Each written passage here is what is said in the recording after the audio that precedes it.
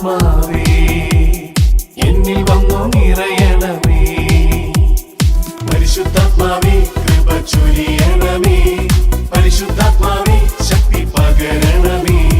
പരിശുദ്ധാത്മാവേ കൃപ ചൊരിയണമേ. പരിശുദ്ധാത്മാവേ ശക്തി പകരണമേ. ശുദ്ധ പരമ ദിവ്യകാരുണ്യ നാഥനായ ഈശോയ്ക്ക് ആരാധനയും സ്തുതിയും പുകഴ്ചയും ഉണ്ടായിരിക്കട്ടെ. നിത്യസ്തുതിക്ക് യോഗ്യനായ പരിശുദ്ധ പരമ ദിവ്യകാരുണ്യ നാഥനായ ഈശോയ്ക്ക് ആരാധനയും സ്തുതിയും പുകഴ്ചയും ഉണ്ടായിരിക്കട്ടെ. തിരുപ്പിറവിയിലൂടെ ഏകജാതനെ ഞങ്ങൾക്ക് ഓരോരുത്തർക്കും നൽകിയ പരിശുദ്ധ പരമ ദിവ്യകാരുണ്യ നാഥനായ ഈശോയ്ക്ക് ആരാധനയും സ്തുതിയും പുകഴ്ചയും ഉണ്ടായിരിക്കട്ടെ. സ്നേഹമുള്ളവരെ, ഈശോയുടെ കൂടെ ആയിരിക്കുമ്പോൾ നമ്മൾ ഓരോരുത്തരും ഏറ്റവും കൂടുതൽ തിരിച്ചറിയേണ്ട ഒരു കാര്യം, എൻ്റെ ജീവിതത്തിൽ എനിക്ക് ലഭിച്ച ഏറ്റവും വലിയ സമ്മാനമാണ് ഈശോ. ഓരോ വിശുദ്ധ കുർബാനയിലേക്ക് നമ്മൾ കടന്നു വരുമ്പോൾ ദിവ്യകാരുണ്യത്തിൻ്റെ ചുറ്റും നമ്മുടെ ജീവിതത്തിൻ്റെ സർവ്വവും മറന്നുകൊണ്ട് അവൻ്റെ കൂടെ ആയിരിക്കുന്ന ഓരോ നിമിഷത്തിലും തിരിച്ചറിയേണ്ടത്, ഇത്രയും വലിയൊരു സമ്മാനം എനിക്ക് കിട്ടിയിട്ടില്ല. ഈ വിശുദ്ധ കുർബാനയിലൂടെ തമ്പുരാൻ തൻ്റെ ജീവിതം നമ്മുടെ മുമ്പിലേക്ക് കാണിക്കുമ്പോൾ തന്നെ വെളിപ്പെടുത്തിക്കൊണ്ട് നമുക്ക് ആ ഒരു നിമിഷം അർഹമാക്കുമ്പോൾ, നമ്മുടെ ജീവിതത്തിൽ എത്രയോ പാപങ്കീലമായിട്ടുള്ള ജീവിതം നമ്മൾ നയിക്കുമ്പോഴും ഈ ഒരു നിമിഷത്തിലേക്ക് നമ്മൾ ഓരോരുത്തരെയും യോഗ്യരാക്കുമ്പോൾ തിരിച്ചറിയുക, എനിക്ക് ലഭിച്ച ഏറ്റവും വലിയ സമ്മാനമാണ് ഈശോ. തിരുപ്പിറവിയുടെ ദിവസങ്ങളിലേക്ക് നമ്മൾ പോകുമ്പോൾ ഏറ്റവും കൂടുതൽ ഓർക്കേണ്ടത്, തമ്പുരാൻ എനിക്ക് വേണ്ടി സ്വയമേ ശൂന്യമായി, എനിക്ക് വേണ്ടി ശൂന്യനാക്കിയ ഒരു ദൈവം പലപ്പോഴും നമ്മുടെ പ്രാർത്ഥനയിലും പരിഭവത്തിലും വേദനയിലൊക്കെ കൂട്ടിച്ചേർക്കുന്നുണ്ടെങ്കിലും, ഒരു വേദന വരുമ്പോൾ, ഒരു സഹനം വരുമ്പോൾ, ഒരു വെല്ലുവിളി നമ്മുടെ ജീവിതത്തിൽ ആവർത്തിക്കുമ്പോൾ പലപ്പോഴും നമ്മൾ ഈ ബോധത്തിൽ നിന്ന് അകന്നു പോകാറുണ്ട്. ഈശോടെ ആയിരിക്കുന്ന ഈ നിമിഷങ്ങളിൽ, ഈ പിറവി കാലത്തിൻ്റെ ഓരോ ദിവസവും നമ്മൾ പിന്നിടുമ്പോൾ ഓർക്കേണ്ടത്, എനിക്ക് വേണ്ടി തമ്പുരാൻ ഈ ഭൂമിയിലേക്ക് കടന്നു വന്നു.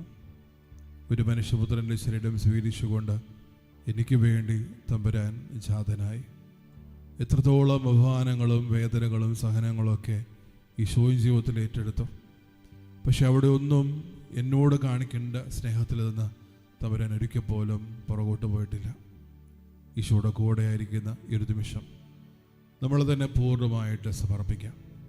വളരെ പ്രത്യേകമായിട്ട് നമ്മുടെ പ്രാർത്ഥനകൾ, നിയോഗങ്ങൾ, അർത്ഥനകൾ, ഹൃദയവിചാരങ്ങൾ, നമ്മുടെ സങ്കടങ്ങൾ, സന്തോഷങ്ങൾ എല്ലാം ചേർത്ത് വയ്ക്കാം. കാരണം എല്ലാത്തിനും ഒരു ഉത്തരമുണ്ട് എന്നുള്ള ബോധ്യം അതെപ്പോഴും ജീവിതത്തിൽ സ്വീകരിക്കാൻ നമ്മൾ കടപ്പെട്ടവരാണ്.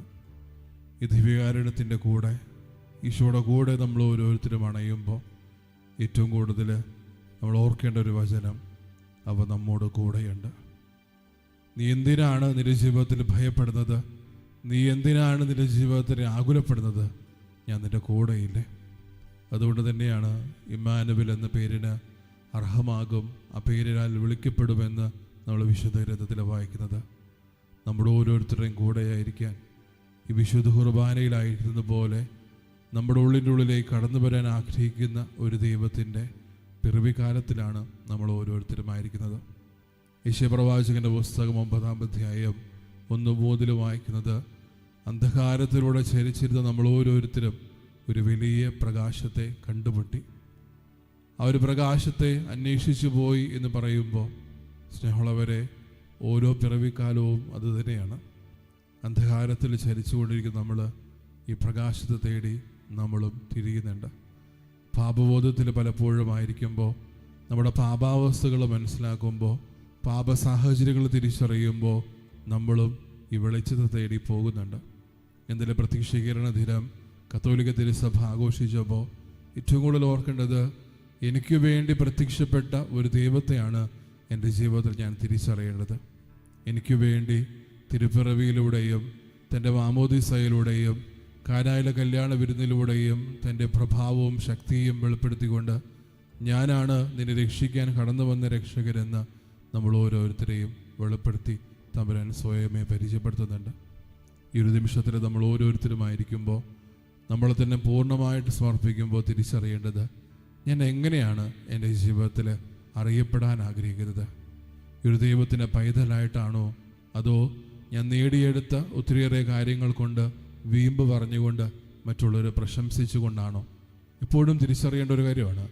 പലപ്പോഴും ക്രൈസ്തവരായിട്ട് മുന്നോട്ട് പോകുമ്പോൾ നമ്മൾ തിരിച്ചറിയേണ്ട അല്ലെങ്കിൽ മറ്റുള്ളവരാൽ നമ്മൾ അറിയപ്പെടേണ്ട ഒരു ഭാഗം പലപ്പോഴും നമ്മൾ എടുക്കുന്നത് അത് ഈ ഭൂമിക്ക് അല്ലെങ്കിൽ ലോകത്തിന് വ്യത്യസ്തമായിട്ടുള്ള പല ചിന്തകളായിരിക്കാം.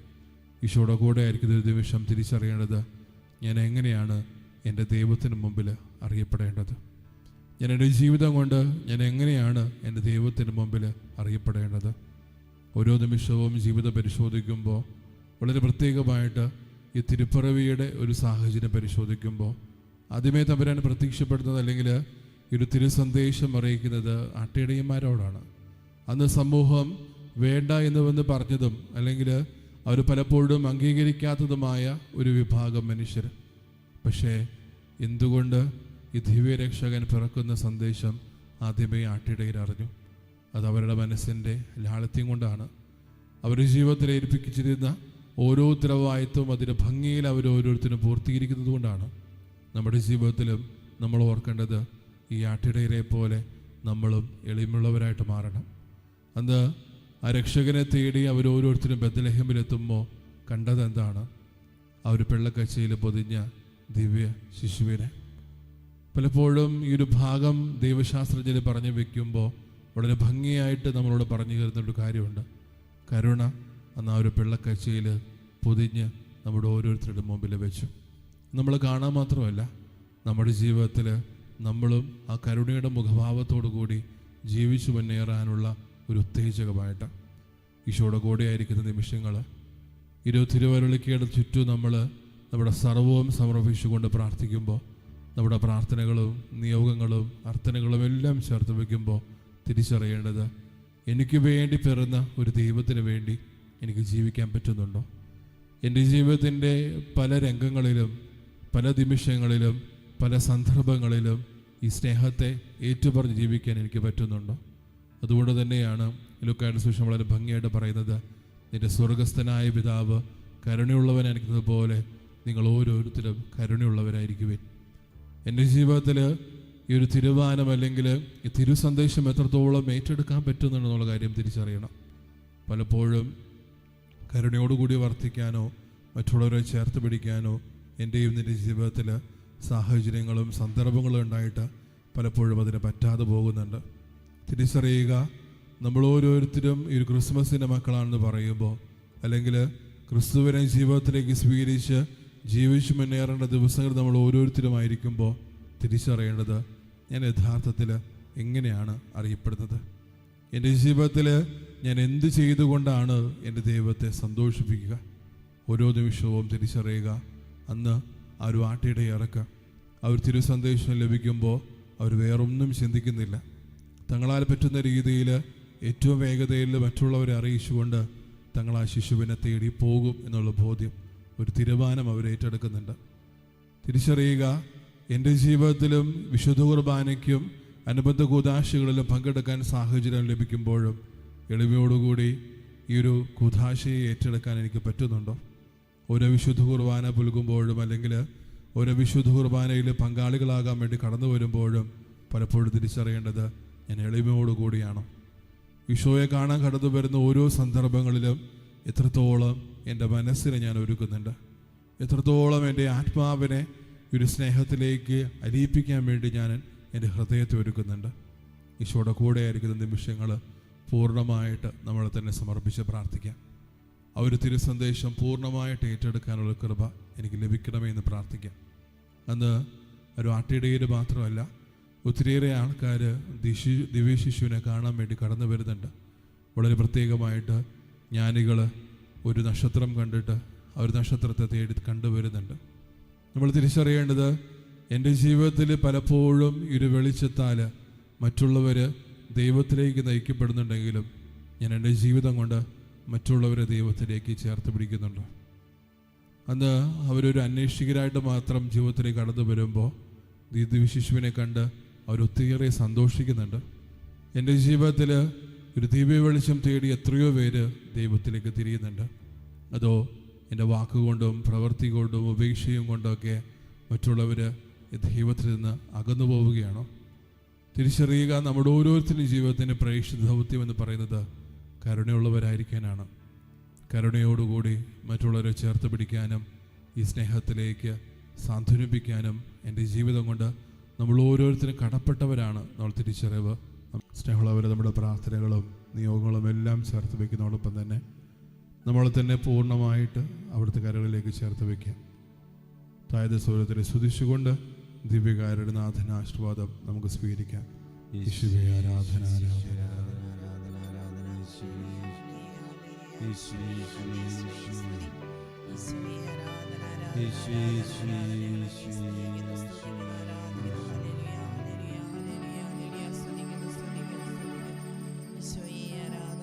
ഈശോയെ ഞാനങ്ങേ ശരണപ്പെടുന്നു, ഈശോയെ ഞാനങ്ങേ ശരണപ്പെടുന്നു, ഈശോയെ